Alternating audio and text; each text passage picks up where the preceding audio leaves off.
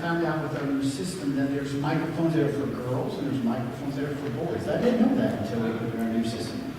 I think that's interesting. I want you to take your Bibles, please, and I want you to look at one passage of Scripture with me here this morning. I want you to take your Bible and turn with me to Philippians chapter 4, verse 6. Okay? Philippians chapter 4, verse 6 is a pretty simple little passage of Scripture that you may or may not know, but after this morning, I hope that you will know. And it says this: Paul wrote to the church of Philippi this very simple little passage of Scripture. Again, Philippians 4, verse 6. Paul wrote this. He says, "Be anxious for nothing, but in everything by prayer and supplication, with thanksgiving, let your requests be made known to God." How many of you have ever worried before? Right? How many of you are worrying right now? Right? Worry comes into our lives and we have to be really, really careful with that when it comes into our lives. So keeping this in mind, I'm going to read something to you. I won't sing it to you, even though this is how it was sung. I'm going to show my age just a little bit. And those of you who are my age, you'll know exactly what this is. How many of you have ever heard of Bobby McFerrin? Have you ever heard of Bobby McFerrin? He sang a song called "Don't Worry." Yeah. The #1 song ever, first time in history, with no music, it's all a cappella. Okay? I want to share something with you from that. Listen to what he says. He says, "Here's a little song I wrote. You might want to sing it note for note. Don't worry, be happy. In every life we have some trouble, but when we worry, we make it double. Don't worry, be happy. Don't worry, be happy. Ain't got no place to lay your head. Somebody came and took your bed. Don't worry, be happy. The landlord say your rent is late. You may have to litigate. Don't worry, be happy. Don't worry, be happy. Because when you worry, your face will frown, and that will bring everybody down. So don't worry, be happy." And if you've never heard that song before, look it up. If you've never heard us sing that song before. But as I was reading this passage of Scripture, that kept popping into my head. And how, as I think about things in our lives, and how easily we can become worried, how easily we become worried about things that we literally have very little to no control over. In fact, I want to share something with you. As I want to see your hands one more time. Who has ever worried before? We got a 100% vote. Okay? Doesn't happen very often in churches, but it did happen this time. Okay? 100% vote in church. And I'm going to share some things with you. First and foremost, some facts about a survey that was taken. 40% of the things people worry about never happen. 40%. So 40% of us, you raise your hand, put it down. Okay? All right. 30% of our worries are related to past matters which are beyond our control. All right? The third thing, 12% of our worries have to do with our health, even when we are not actually ill. Think about that for a moment. You ever met somebody, there's got to be something wrong with them? There's got to be something wrong with them? How many of you guys remember Christmas Vacation? You guys remember Christmas Vacation? You guys remember Grandma? Grandma comes in the house and she looks at her son and says, is this red right here? And he said, well, yeah, the longer you rub it, the redder it gets. Okay, so 12% of our worries that aren't actually there. 10% of our worries are about friends and neighbors and are not based on evidence or fact. All right? So, listen to this now. Only 8% of our worries have some basis in reality. Okay? 8%. So, that means 92 of you this morning out of 100, if you raise your hand, you got to put it down, and only 8 people get to leave it up. So, only 8%. But in reality, the reality is this. That means over 90% of the things you and I worry about never happen. Never happen. And it's important that I want to deal with this topic because I want you to know something. We, as people, we have so much going on around us. We have so much information that we have. How many of you have ever watched a newscast and all of a sudden it's like, oh my gosh, and the worry maybe comes over you, or disbelief or shock? Okay? The reality is again, over 90% of what you and I worry about never, ever happens. So keep this information in mind, if you would, please. Keep this information in mind, and let's take a look at how worry will affect your life, how worry will affect my life, how worry will affect the lives of our churches, how worry affects our culture. Worry can get us into a lot of trouble. This is why Paul here specifically says, do not worry about anything. Now, I want you to imagine for a moment, there's 3 different circles, okay, I'm going to cover with you this morning. The first circle, if you will, behind you says it's the worry circle, okay? There's a worry circle. And inside the worry circle, we can place a word that says nothing. All right, if you notice there, Paul said that you and I are to be anxious for what? Nothing. What is nothing? It's nothing. Okay? It's absolutely nothing. You never had it, and you never will, right? It's just not there, nothing. And so as Paul wants to, as we see this, Paul says there's nothing there. And why are we not to have worry in our life? Why not? I want you to know something. I'm going to give you the biblical answer because the Bible says so. Okay? And somebody say, well, that's pretty simple. Yeah, it is. It's pretty simple. The Bible's pretty simple for the most part. It's very simple. It says, don't worry. But you might say, well, you don't understand my life. Yes, I do. I'm a human being. I have worries in my life, too. I've lived 50 years of my life. I know I have a lot of worries in my life that's been there. You see, he said, but don't worry about things. Remember, guys, listen, over 90% of what we worry about is never going to happen. Okay? How many people, when the year 2000 came around, were worried about the world coming to an end? The world was going to quit spinning, right? The computers were all going to crash, and we were going to have absolutely nothing. People took advantage of worrying people. Did you know that?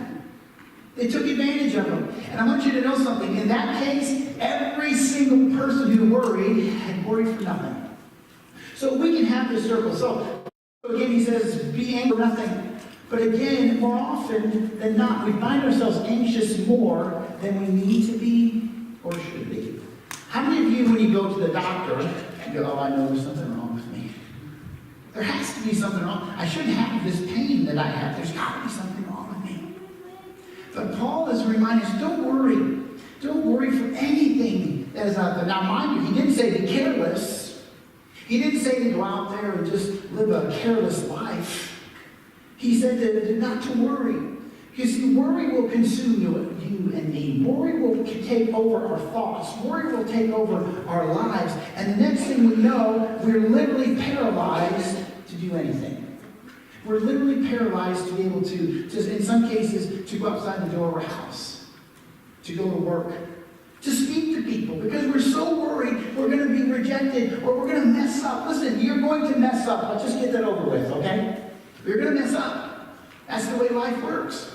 But it's not messing up that's the problem. It's what you do with it when you make a mistake. So make sure you learn from it. But we're going to have worries in our lives. I want you to listen to what Isaiah says. Isaiah says this. Isaiah 26:3 says, you will keep him in perfect peace, whose mind is stayed on you, because he trusts in you. It's interesting here from the Old Testament, that's not supposed to be relevant for 2019. The Old Testament that he writes and says, you know what? You can have perfect peace in your life. Not just partial peace, but perfect peace in our lives. We can have perfect peace in the life of our churches. We can have perfect peace with who we are. He says, but he says some things here, though. He wants us to understand if you and I want this peace in our lives, there's some things we have to do here. He says, whose mind, that's how you think, it's how you act. And he says, is stayed on who? You. And the word you there is capital in my Bible, which means he's talking about, it's a proper pronoun, talking about God. If your life, if my life, if we have this idea that we can have to keep our minds focused on him, stayed on you. Have you ever tried to figure things out by yourself? And then you realize that was really not the smartest thing in the world to do? That you should have asked for help? along the way? Listen, there's nothing wrong with asking for help, all right? So don't be afraid to ask for help. When he says here, make sure we stay in him whose mind is in us. Listen, we're only putting garbage into our minds and into our lives. Guess what happens? We're filled with garbage. Every week we have the trash man come here to the church to get rid of trash that we throw away. Don't be afraid in your life to throw out the trash and let the mind of Christ come into you. You can have perfect peace in your life. But he goes on, he says this, because he trusts in you. Why is it's so difficult to trust in God? You know, it's so easy for us to say, well, I trust God. But when the rubber hits the road, do we truly trust God in a fashion that says I have total peace with him? That I can have this perfect peace in my life. Isaiah says this is what God wants from you and from me. A perfect peace. Remember, God never gives us partial anything. He gives us complete salvation through Jesus Christ. He gives us complete peace through him. He gives it completely. Again, not partial pieces. Paul wrote this in Romans chapter 15, verse 33. Paul says, now the God of peace be with you all. See, God is not a God of discontent. He is not a God of confusion. He is a God of perfect peace. He is a God that wants to be in your life. He is a God that wants to be in my life. He is a God that wants to be in the life of his church. If we are always constantly worrying as a church, we're in trouble. If we worry constantly about whatever it is that might be going on around us, there's not perfect peace, but worry that is stealing away the joy that needs to be in our lives. And Paul is reminding us of this in Romans chapter 15, verse 33. Hebrews 13:20 reminds us of the same thing. He says, now may the God of peace. When I hear people talk about religions around the world, if I was to say to you, what would you think is the most destructive religion on the face of this earth? The odds are you're going to pick Islam. Because that is the religion that we see so much things done in our world, the opposite of peace. Now don't misunderstand me. There are some things that Christians have done that are opposite of peace as well that we really should not have done, that have happened in history and continue to this day. But God says, I am the God of peace, not a God of discontent, not a God of all these things in our life. So when the problem is worry, the prescription is God.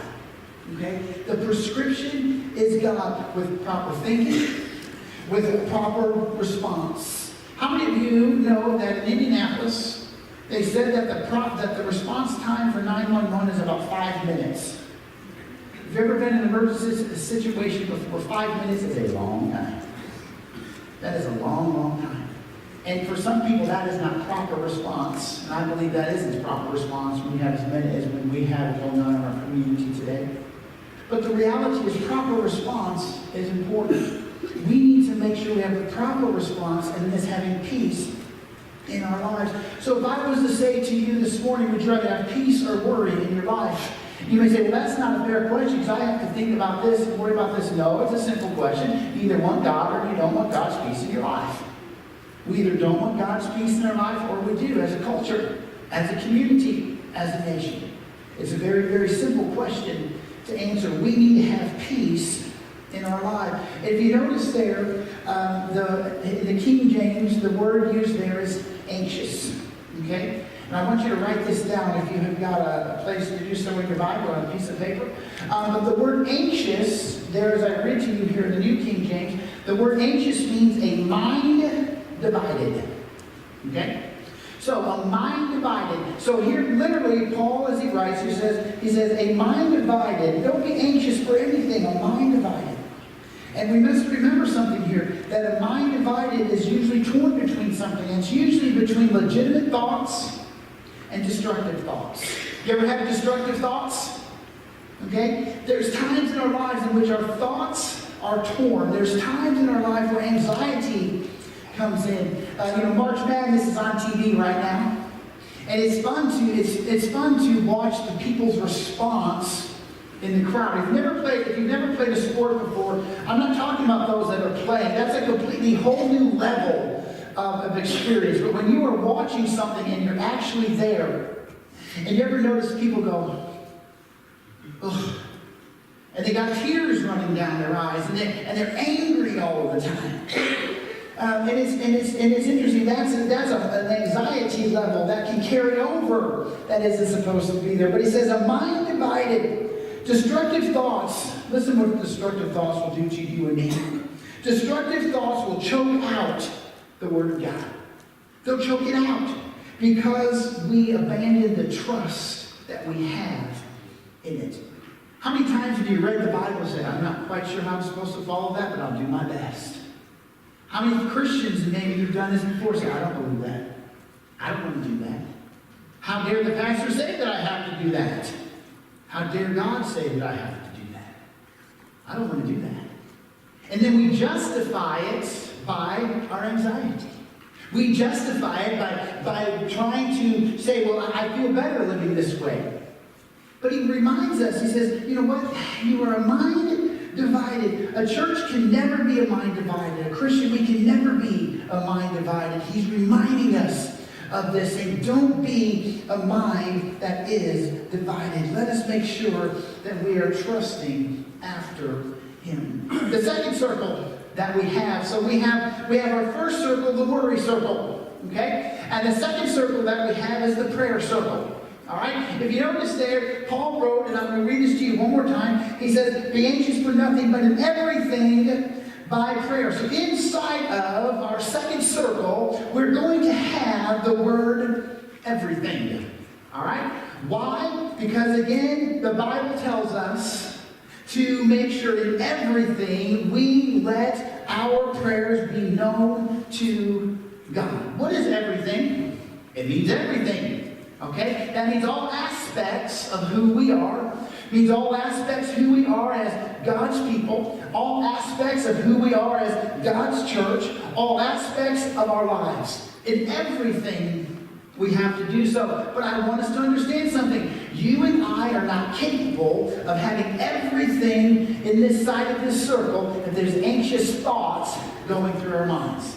If our mind is divided against with anxiety, and if it's there and it's causing problems in your life, in our life, it says, in everything, let your prayers be known to God. Why? Because, listen, as we have to understand something. Our culture today gives us some of the biggest stories I've ever seen in my life. And they have proven now more and more and more through various things that most of the stuff we get is junk but a bunch of lies.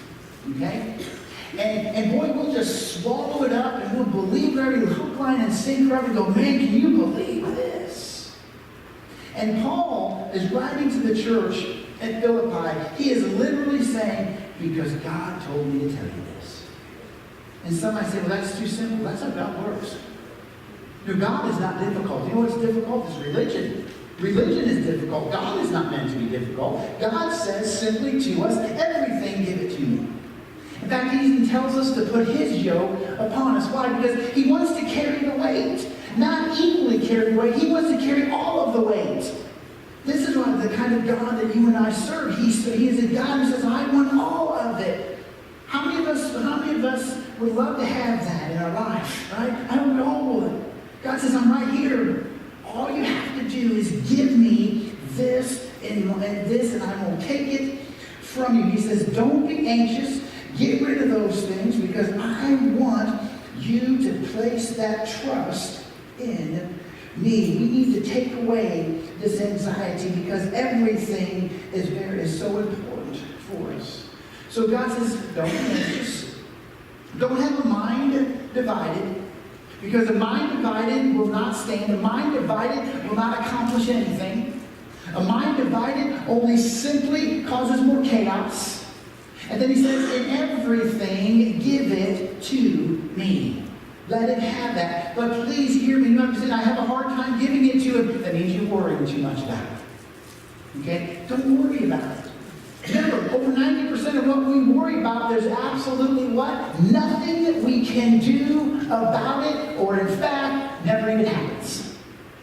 But he wants us to trust in him. He wants us to follow after him. We have to make sure we trust him with everything that we have. Again, why? Because the Bible tells us that. I remember as a kid asking my parents, but why?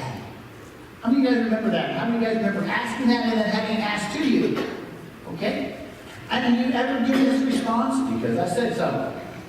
That always sits well with the kids, doesn't it? They look at you like, yeah, whatever is that supposed to mean? But listen, it's the fact of the matter is that you're the parent and your kids keep asking you why it is the right answer because I said so. Okay?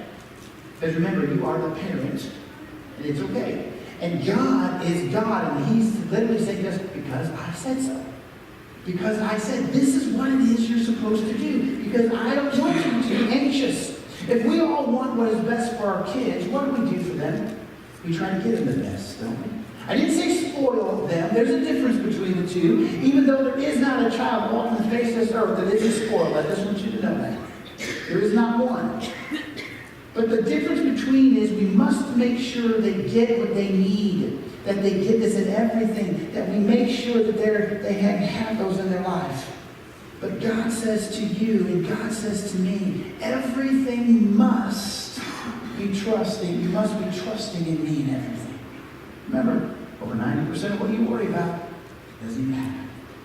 And the third thing that I want us to see here this morning, listen to what else he continues on. The third circle, we have the worry circle, we have the prayer circle, and then we have the Thanksgiving circle.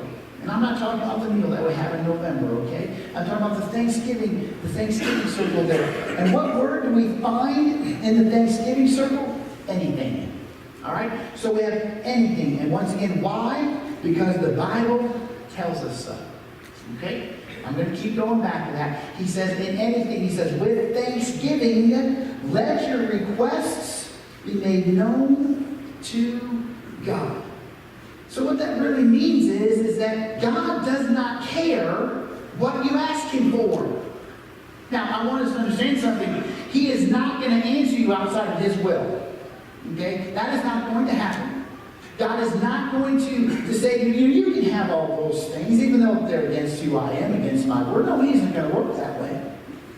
But God wants us to come to him. We need to be thankful for those things. How many times do you think in your life have you not been thankful for the things that you have been given? Right? You ever buy something, oh man, I wish I would have bought something different.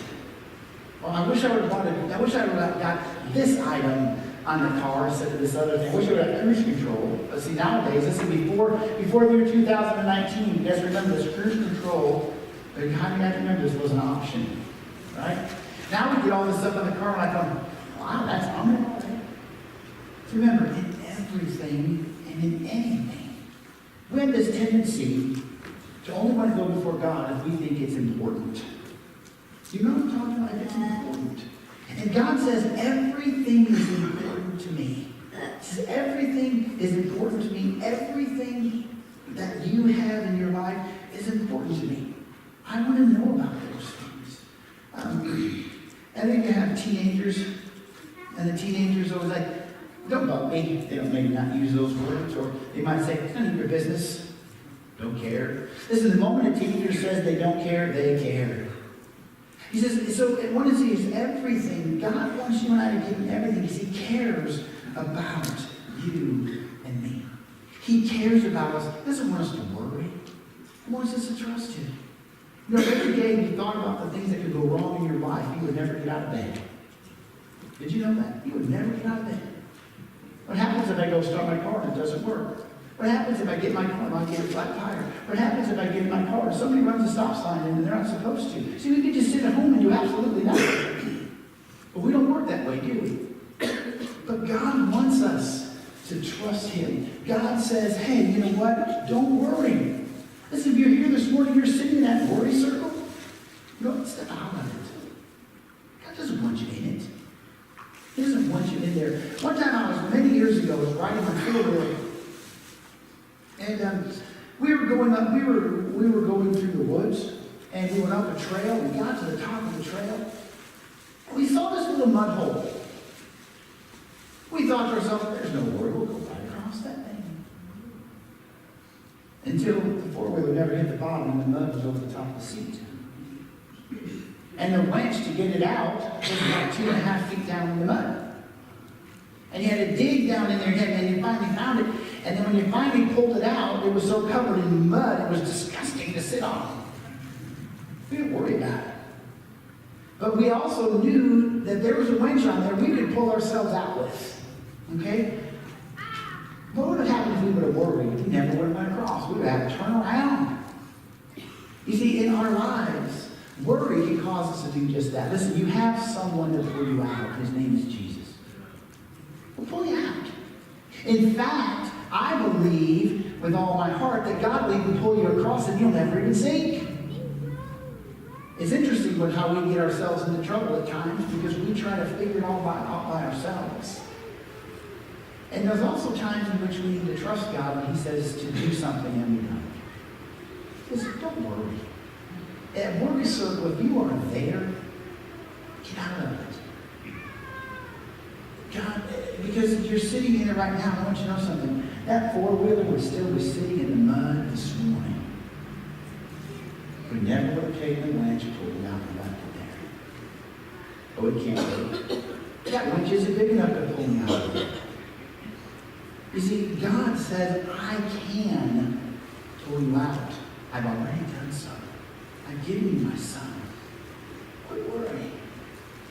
Remind us, now I want to remind everybody about that. God still wants us to think things through. God still wants us to think, because that's why He gave us this beautiful thing called a brain. He said, use it. We need to make sure that we understand. He says, think through this. If you can logically think through things. But the reality is, worry is not logic at all. Worry is something every one of us can do, and then all of a sudden we'll be in trouble because of it. Think about the times that you have worried. How many times is that worry accurate? And how many times did you feel good about it when you were worried? Never. Now, one time have I ever truly worried about something, but I go, boy, I feel great about doing this. Let's do it some more. None of us have. So trust God with this. Get out of that circle. Get out of that circle and say, God, you know what? I'm going to trust you with everything and anything. Because that's what you want. As a church, that's what we need to say. God, no, we don't need a worry circle. We're going to trust you with everything and anything because you are God. That's the bottom line. Because you are God, and we know you can do anything. God, because history proves God can do anything, anywhere, anytime. Anywhere, anytime. This is what we need to remember. He says, I can do these things. The early church didn't happen by worry. The early church happened because God's people stepped up and trusted God. Paul didn't do the things that he did as a servant of God, worrying about what other people thought that he was doing. He trusted God with it. He knew that's what God wanted him to do. We need to remember that. And I want you to know something. Listen, this is one of the things we all have in common, because every one of us have worries in our lives. And what we do with them is going to determine our faith in God. What we're going to do with them is going to determine how successful we will be. We need to make sure we get out of that worry circle and let God have those things in our lives. Or maybe you're in that everything circle. All right? Maybe you're in that everything circle and you do bring everything to God. Well, keep doing it. Trust Him with it. The disciples had an interesting job. There was times in which the disciples had to do uncomfortable things. There's times in your life and in my life we're going to have to do uncomfortable things. But with everything, bring them to God. Or maybe you're in that Thanksgiving circle. That circle that you said, you know what I'll bring anything and everything to God. Where you and I live in our life is going to determine whether or not we overcome and be who God wants us to be. If you and I are constantly worrying, then we can get ourselves physically sick worrying. Did you know that? We can become depressed. We can grow apathetic. We can paralyze ourselves. We can do that as a church, too. We can paralyze ourselves. We can make ourselves sick. We can do all those things. And if we don't trust God as individuals, it will come out eventually. It'll come out of how our life is, the words that we use and the actions that we take. And Paul is writing the church of Philippi, says, don't do it. He says, don't do these things. He says, let them be known to God. Listen, God already knows who you are. He already knows your needs. There's nothing to hide from God. But just like a mother and a father want their children to come to them with their needs, even though they know them usually ahead of time, God is the same way. God says, I know what you need, but I want you to come to me. I want you to spend time with me. I want you to spend time with me. Think about that for a moment. Get out of those circles that are holding you back. Let us as a church say, you know what, I'm going to get out. We're going to get out of that circle. We're going to give everything to God and anything to God so that we can not be worrying, but being and doing what God wants us to do. It's very important. The world around us doesn't care that it's going to hell. Doesn't care. Because if it cared, we'd see people coming into church more who don't know Jesus. We'd see a genuineness about they don't care, but we better care. We need to make sure that we understand that God says, bring everything to me. We might say, well, it's just a little thing, God. God says, is that everything? And the answer to that question is what? Yes, it is. It's everything. What do you need to give to God this morning? What circle are you in? Because you know what? If you want to overcome the stress that's associated with worry, you've got to get out of that worry circle. And you've got to step into that circle that says, God, I'll give you everything and anything. Will you come to Him right now? Will you get out of that circle? And will you come to Him? Brother Donnie, would you lead us?